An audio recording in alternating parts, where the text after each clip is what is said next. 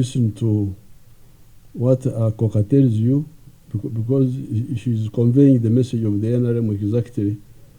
And all of you, now she has asked me to give each one of you a high for the councillors.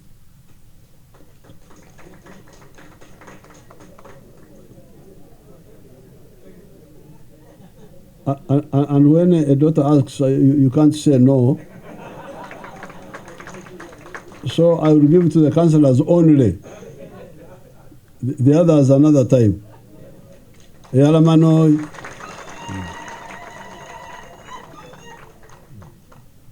Mangoes annually is 20 million. Yes. At the minimum. Yes. It can be even more. Yes, Your Excellency. So there are wake up.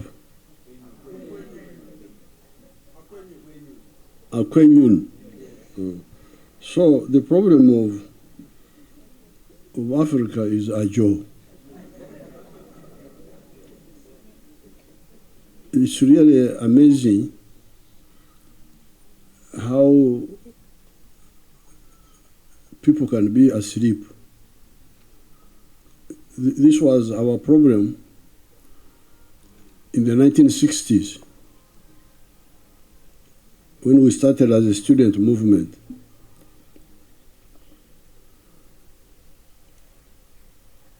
By that time, we were already exposed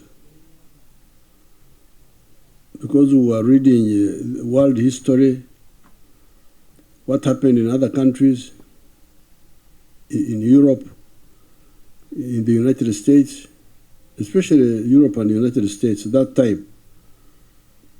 Because other countries like China had not come up, they were very backward. So we are looking at Europe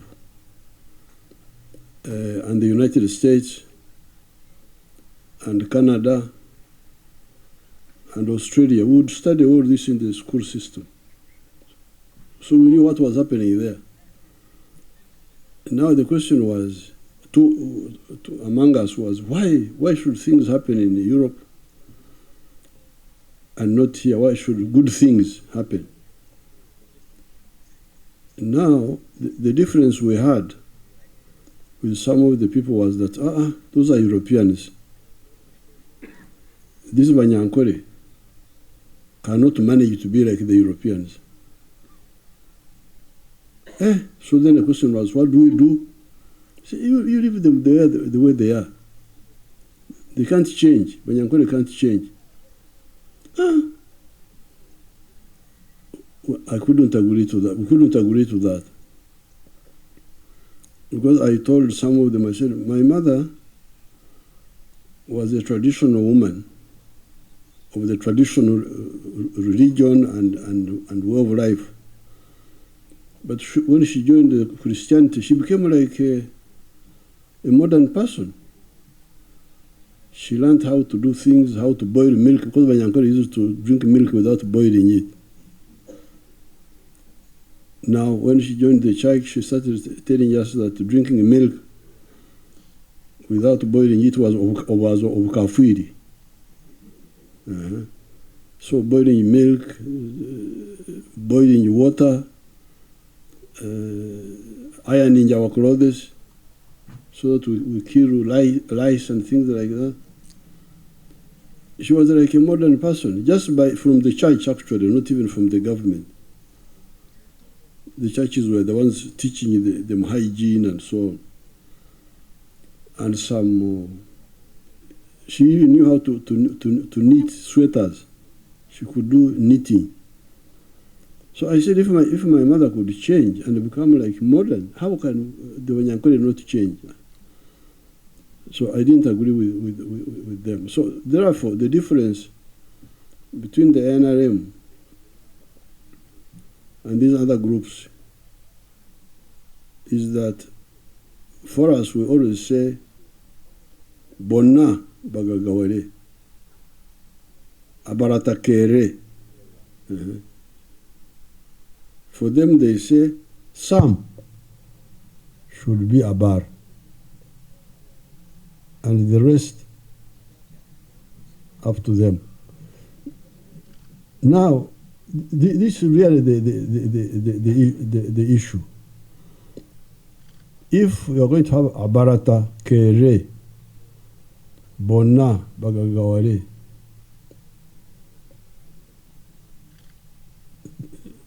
which was our original position in the 1960s. By the time we came in government, we now found that because of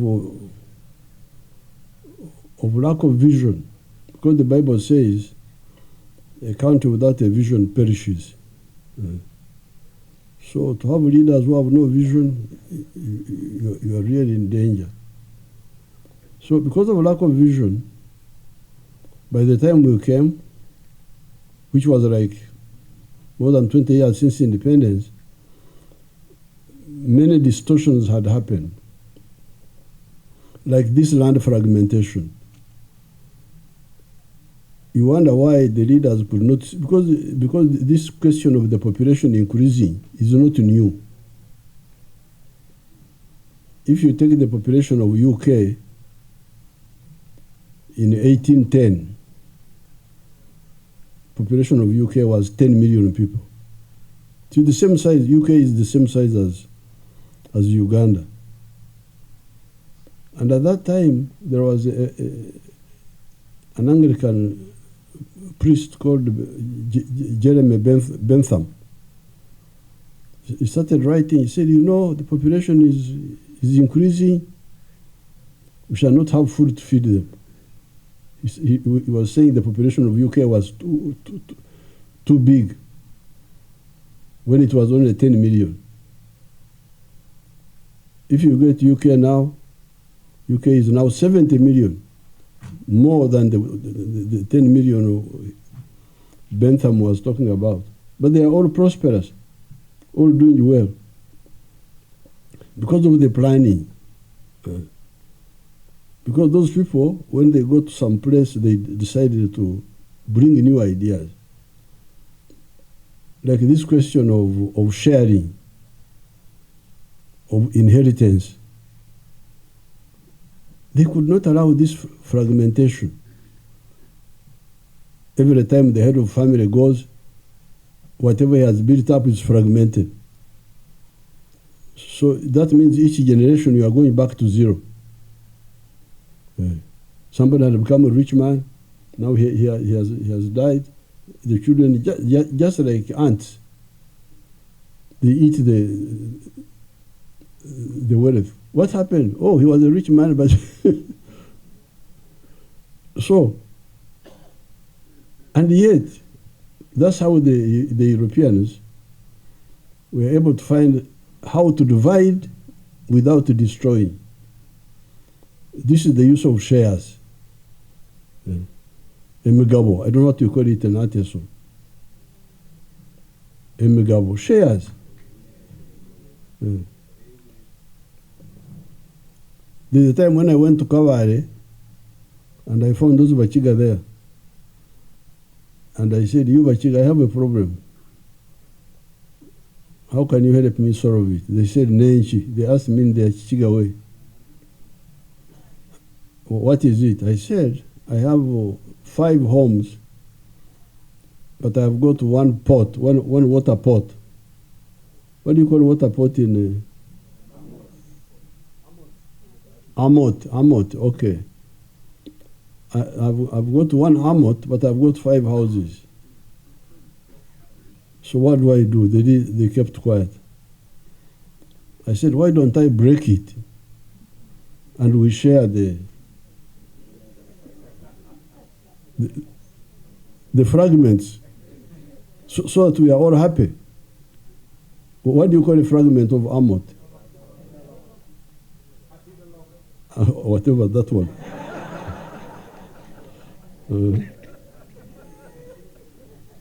Then the Bachiga said, no, Cho Kawai Shisha. You have spoiled the pot. So I said, what should I do? They said, no, don't break it, because if you break it, the other ones will no longer be useful for anybody. So what you do, you bring water and put it in house number 1. Go back, bring water, put it in number 2, until you go round. Oh, so I said, you Bachiga, you are very clever people. So you are now telling me that it is better to divide what comes from the pot than divide the pot itself. They said yes. So this is exactly what the Europeans aren't doing. They like this farm here, which my daughter has, and the family, Mama, thank you very much. Yalama, they have wisely said, no, let's not break the amot. Let's keep the amot together, and we share the water. And how do you share the water? You have common enterprises. You have a company, it is the company which you run, family company, with shares. Now these shares can be equal shares or different shares according to the owner of the property, the way he makes a will. I can say that Muhozi takes 51% of the shares,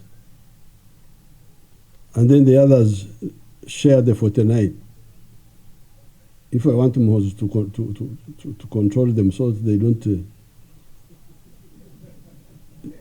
disturb him when I'm not there. Or you can say, I give all of them equal shares, whatever, because that is for the owner of the property. But in the case of Akoka Alupo, the father died without in war. He was killed by the landmine. So I don't think he wrote a will. So it must be them who agreed how to share. So if they agreed, let's assume she said there are 9, including your mother. So if there are 9, that means if you divide equally, that's 11% or something like that. Or whatever way they want to divide. But if you say they divide 11%, that money they have been accumulating, if it is 400 million, after they have, remember they have deducted the costs. They have paid the workers, they have bought the inputs, and they have remained, let's say, with 400 million. You divide by 9 people equally, and each one gets whatever, and that is now his or her. He can now go and accumulate and do her own things separate from this one here. So this farm here can produce another 9 farms. This one is company owned, the others are individually owned. So you divide, but you divide in a smart way. You don't destroy, you add on. But because nobody had thought about this, by the time we came, we found many areas of Uganda had become fragmented landways. Bugisu, Kabade, even some parts of Ankole, Busoga, the Renzori, this Mount Elgon, very, very fragmented. So that's how now, because of Akwenyuk on our side, not a job, we are never a job. We said now, what medicine do we give these people? Because there are two types. There are people like Museveni, who are Kwenyuk a long time, and they have big land, and they have not fragmented it. So those ones, That's how our manifesto of 1996, we said those ones can do extensive agriculture. Extensive agriculture means you do things like maize. Maize is not a high value crop. You get little money per acre. It's not like fish, where you can get a lot of money in a small area. You may get, I hear that maize those who grow maize, how much do you get per acre per year? Do you have some idea?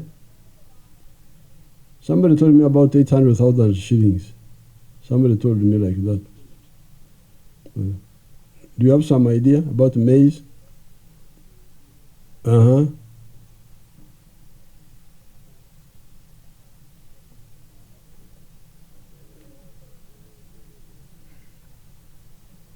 This fat man from Gomba is here. Excellent. Ladies and gentlemen, my name is Igichi Chamukama. By the grace of the Lord, I was appointed as the Special President's Assistant for monitoring service delivery in Gomba. From bananas, Your Excellency, the biggest challenge has been sunshine. Before we got that solar-powered water, I don't know when the pigs are in calf what they say. When I asked the veterinary officer, now how about the pigs? He kept quiet. Your Excellency, the farm you have visited, I have summarized all the details when I was interacting with the LC5 councillors.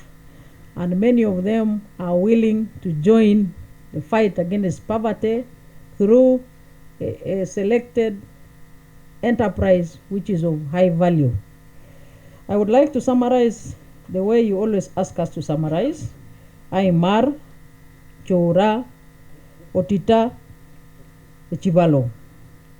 So we have in this farm 4,000 layers chicken, and they lay every day 122 trays, which translates to, when each tray is sold at 10,000, because we put it at the lowest, a tray of eggs is about 10,000, 11,000, or 12,000.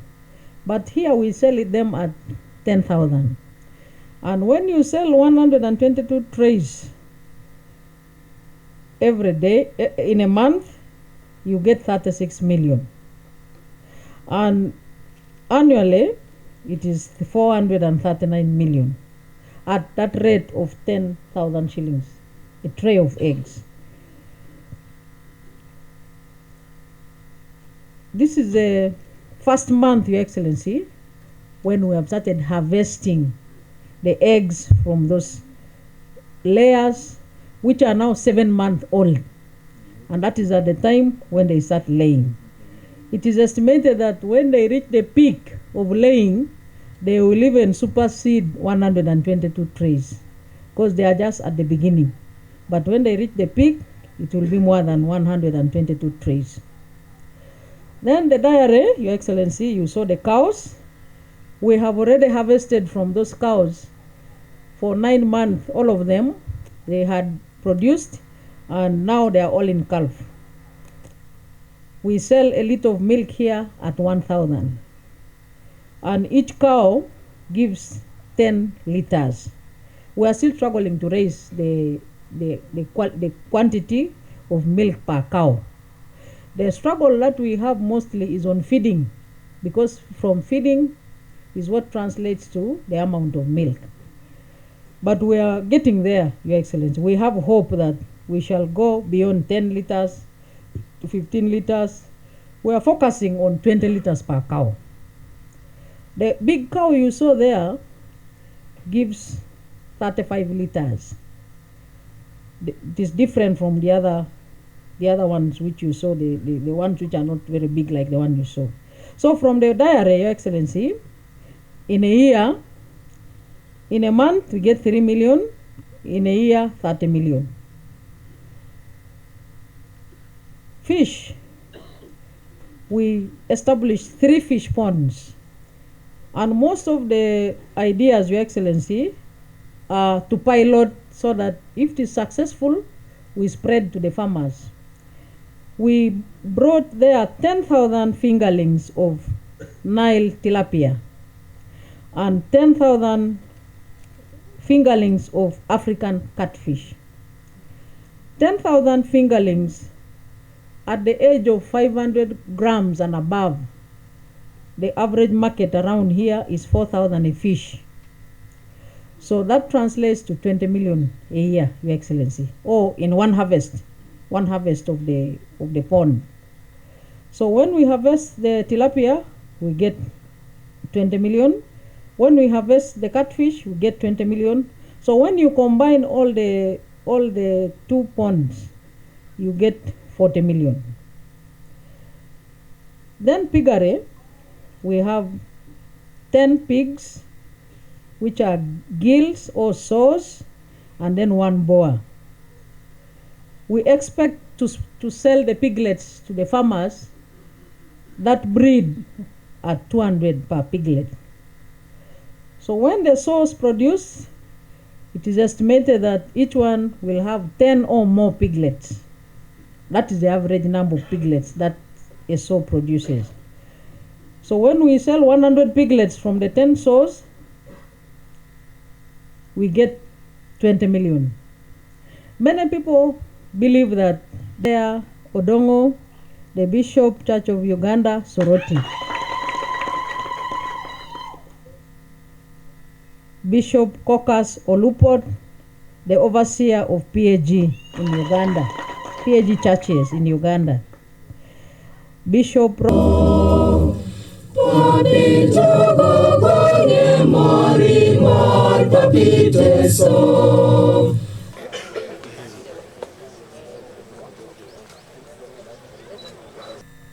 the Honorable Roslili Akelo, the Minister of Ethics and Integrity, the Honorable Members of Parliament present, our religious leaders, the local government leaders, RDCs, RCCs, and the security, the LC5 chairman of Katakwi district, and the councillors of Katakwi district. Yoga bunerai jauni a president. Yalambenges kere. Achamuna ipala kuspak na lolo. Abunerai